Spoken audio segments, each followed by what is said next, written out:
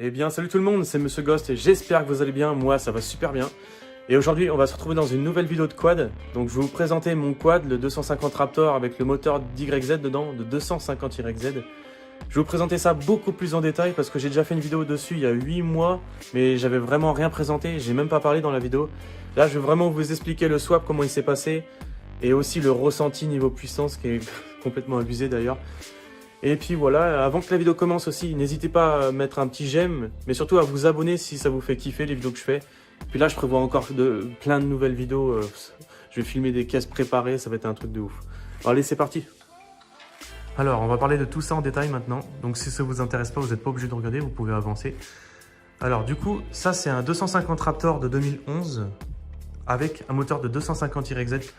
Alors je vais vous présenter les modifications que j'ai fait dessus. Donc dans un premier temps, on va parler de la partie cycle. Il y a 4 élargisseurs de voie XRW 5 cm en plastique. Donc c'est des élargisseurs de voie ultra légers du coup, c'est ça qui est bien. Il y a 4 jantes en aluminium aussi. Donc jantes beaucoup plus légères d'origine que les jantes acier Yamaha. Et beaucoup plus solides aussi. Après, niveau taille de jante, j'ai pas modifié l'avant, mais à l'arrière, on est en 8 pouces. Des roues vraiment très basses, donc c'est bien. Ça vous fait une garde au sol vraiment basse. Et vu qu'il est large et bas, bah, ça vous évite de moins vous retourner. Après, oui, on peut toucher un peu dans les ornières, dans les chemins. Bon, après, c'est le sabot qui frotte, quoi. Ça slide dessus, c'est pas très grave. Alors, aussi, j'ai supprimé les nerf bars. Parce que un quad avec des nerf bars, c'est beau aussi, mais sans, je trouve que ça fait vraiment un look hyper agressif sans. Je sais pas pourquoi, mais j'ai toujours voulu en... Bon, après, oui, c'est un peu dangereux, mais franchement, moi, j'ai jamais eu de souci de mettre juste mon pied là, parce que j'ai mis des cale-pieds. Et j'ai rajouté des cale-pieds avec des picots ultra piquants. Je sais pas comment vous dire, mais ça adhère vachement à vos bottes. Et vous glissez pas du tout avec ça. Mais franchement, je trouve que sans nerf bar, ça fait vraiment un look de ouf. Après, avec nerf bar, j'aime bien aussi, mais c'est différent en fait. Il y en a qui aiment, il y en a qui n'aiment pas. Moi, j'aime les deux. Après, je vais vous présenter aussi le poste de pilotage. Donc, j'ai mis un guidon Neken USA avec une rehausse de 7 cm. Je sais plus ce que c'est, donc double pontet. Premier pontet pour fixer la rehausse. Et après, vous ne pourrez pas voir, mais il y a des autres pontets en haut. Et puis, vous remettez le guidon au-dessus. Et puis là, comme ça, vous êtes vachement rehaussé. Pour les câbles d'origine, ça va, ça l'a fait. Si, il y a juste un câble d'embrayage plus 5 cm. Avec un rétro rabattable parce que le quad est homologué. Levier d'embrayage quad racing, donc c'est un superbe levier parce que on peut régler vraiment tout facilement. Même en roulant, on peut régler sa garde. C'est sur roulement à billes en plus, ça c'est vraiment bien fait. Ça se tourne facilement. Vous pouvez régler la garde ici aussi pour... Mais en plus, je sais même pas comment c'est fait, mais c'est bien démultiplié le levier. Il n'y a même pas besoin de forcer, les embrayages deviennent vachement souples quand on met un levier comme ça.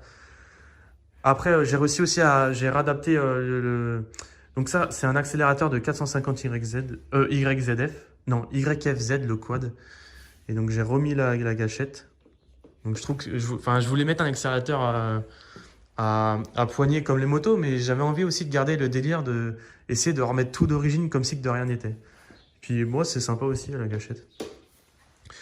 Après, bon, qu'est-ce que je peux... Oui, il y a une craft bar aussi, ça, c'est pas d'origine. Une grosse craft bar. Ce qui est bien, c'est que ça peut vous empêcher de vous retourner. Enfin, après, si tu arrives en roue arrière comme un malade, ouais, tu peux quand même passer par derrière. Puis c'est bien aussi pour le soulever, le quad. C'est super pratique. Mais niveau, en plus, j'arrive pas à faire des roues avec celui-là. Je sais pas pourquoi. Pour l'instant, j'arrive pas du tout à le lever. Ça me fait trop peur, en fait. Les 450, j'y arrivais bien, mais le 2 temps, c'est beaucoup plus dur de faire des roues en 2 temps. Après, en autre modif, il n'y a pas grand-chose. Hein. Il n'y a pas grand-chose à part des housses d'amortisseur. Donc voilà. Bon, maintenant, on va parler du swap. Bon, là, ça, c'est pas fini encore. Donc, c'est les radiateurs d'origine de 250 YZ, mais ça fait pas très beau. Mais pour l'instant, je ne savais pas comment faire. J'ai prévu peut-être de mettre un radiateur incurvé de 600 bandits ou un truc comme ça. Faudrait voir. Parce que là, en plus, c'est pas hyper efficace. Puis là, en plus, c'est hyper risqué. Je suis à deux doigts à chaque fois, à chaque sortie, qu'il explose avec un caillou qu'on me projette dessus. Mais bon, pour l'instant, ça le fait, mais je vais pas tarder à faire autre chose parce que ça me plaît pas. Après, bon, niveau swap. Je vais me mettre de l'autre côté. Donc, j'ai fait en sorte d'adapter le moteur aux fixations d'origine du cadre. Je voulais pas trop disquer, trafiquer le cadre, parce que le cadre, parce qu'on sait jamais si un jour il y a besoin de remettre d'origine, ou je sais pas du tout. Enfin, on sait jamais, mais après, ouais, je le remettrai jamais d'origine, c'est un truc de fou. Mais je voulais pas trop modifier les organes du cadre. Du coup, j'ai fait en sorte de mettre des barres qui reprennent les fixations d'origine. Bon, pour l'instant, c'est pas très beau, hein, parce que je prévois de faire une peinture aussi époxy pour que tout ait de la même couleur, ça serait superbe. Mais du coup, ouais, j'ai mis des barres qui se refixent sur le moteur. Comme ça me permet de pas trop modifier. Bon, il y a eu quand même des modifs, hein. J'ai disqué le bras oscillant pour faire passer le moteur avec l'axe.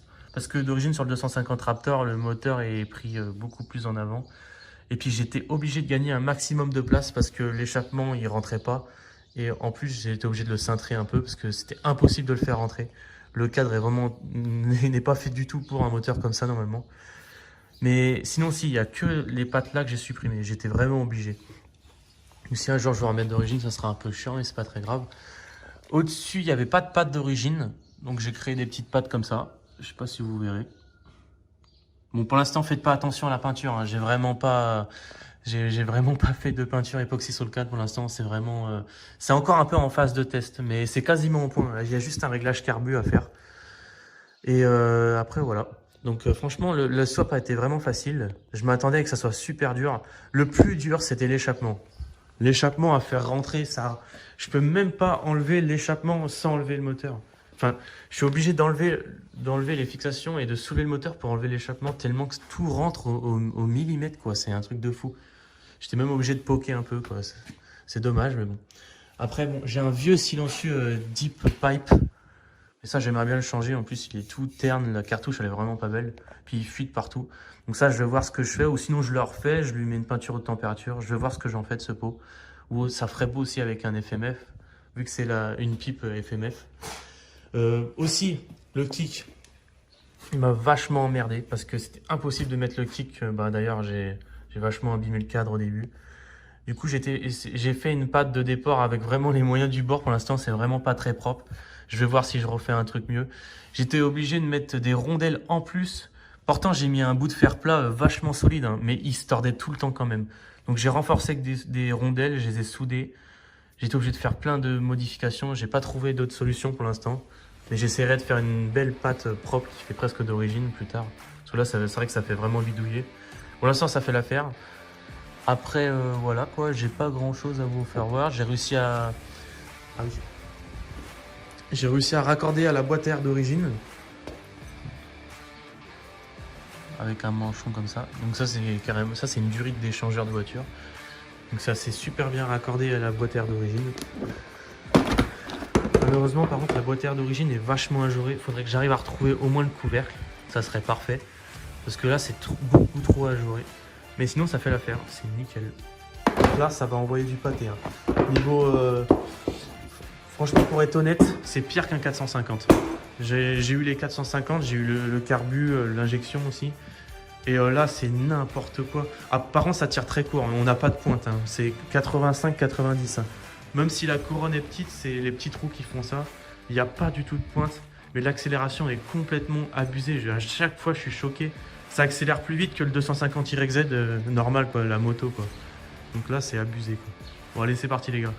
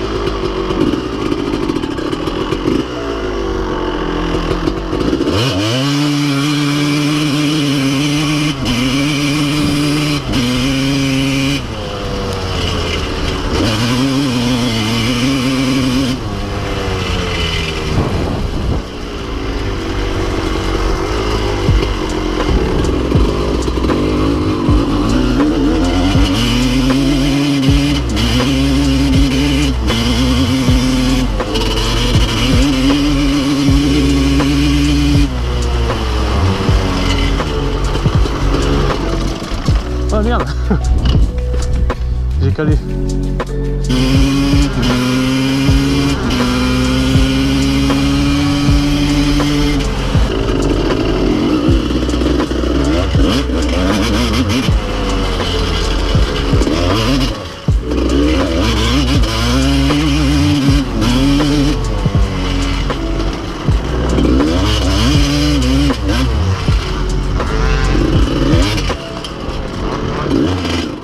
Et voilà, c'est la fin de cette vidéo, j'espère que ça vous a plu.